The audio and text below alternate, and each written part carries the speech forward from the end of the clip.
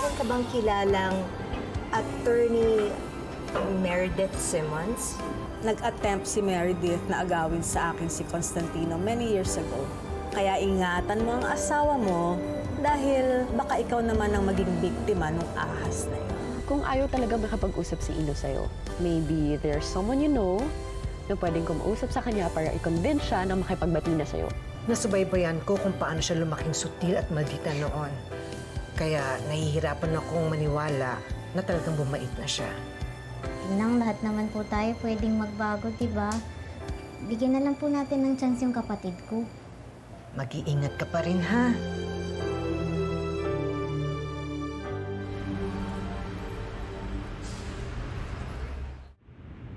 Attorney Let, I just dropped by here lang kasi may pinapadalang file si Daddy.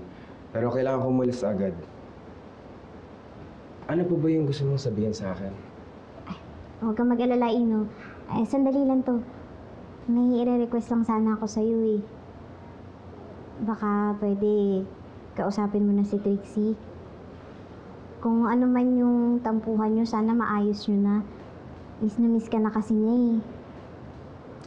Akala ko ba mga legal cases lang in-handle mo? Bakit parang attorney ka ngayon ni Trixie? Concern lang naman ako.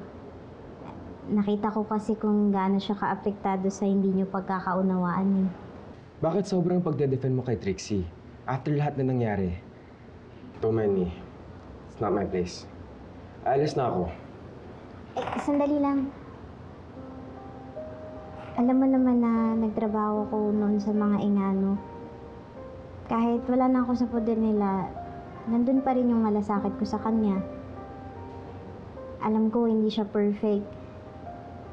Pagkabrati pa nga minsan eh. Pero deep inside, mabait naman yun.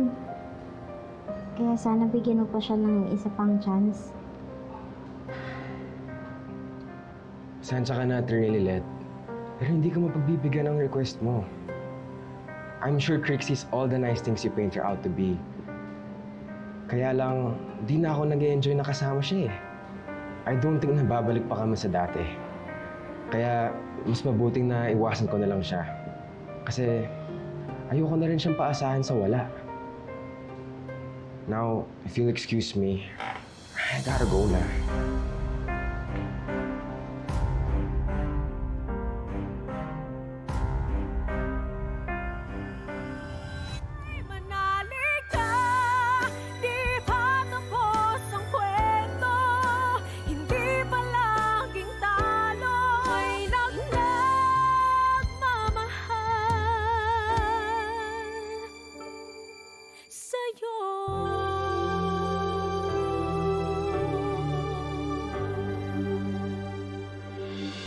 Pasensya ka na.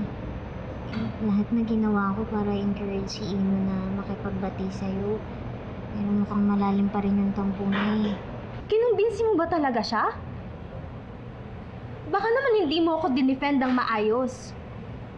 You should have told him only nice things about me. Yun na nga yung ginawa ko.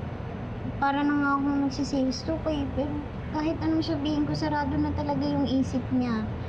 Trixie, pasensya ka na. Hindi ko naman hawak yung desisyon ni Ino.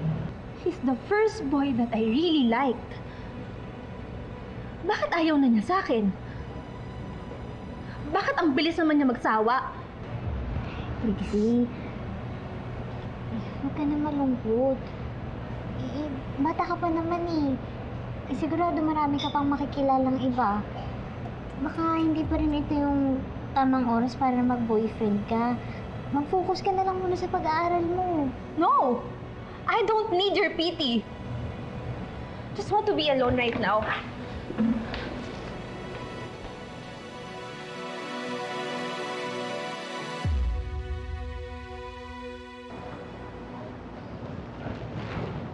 Bestie, hindi pa rin sinasagot ni Trixie yung mga text at tawag ko. Naku, Bestie. Pabayaan mo na nga yung malditang half-sister mo. Isipin mo, ikaw na yung tumulong, siya pa yung galit, ha? Nag-aalala lang kasi ako sa kanya eh. Masyado lang dinibdib yung pagre-reject sa kanya ni Ino. Baka mamaya kung anong gawin nun. Bestie, bestie, di mo na problema yun. Malaki na siya. Ano ka ba? Kapatid ko pa rin si Trixie. Hindi ko pa rin pwedeng pabayaan yun. Sige na nga. Bakit di mo check yung social media? Baka bataan ngayon kada galaw pinopost naman. Oo nga.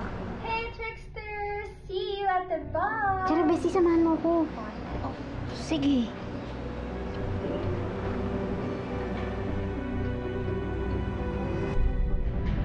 Girl, huwag ka na masyadong uminom. Baka maamoy ka ng parents mo pag uwi mo. Mababadshot ka na naman ka na tito at tito niya. Pabayaan mo nga ako. This is the only way para makaganti ako sa ginawa sa akin ni Ino. Kapal ng mukha niya. I turned down a lot of guys just for him, tapos yun yung gaganti niya sa akin? Sino ba siya? Feeling niya, gwapo-gwapo niya. So, ano nang balak mo? Bablock mo na ba si Ino?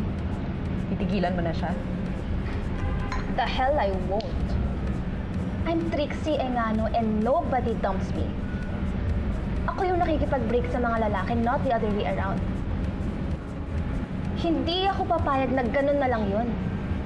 Pagsisisihan ni Ino that he ended up things with me, I will make him regret this. Makikita niya.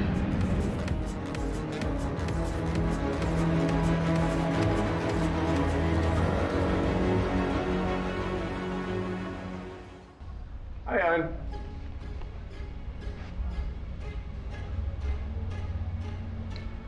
Ramir, are you planning on replacing Avon as your lawyer?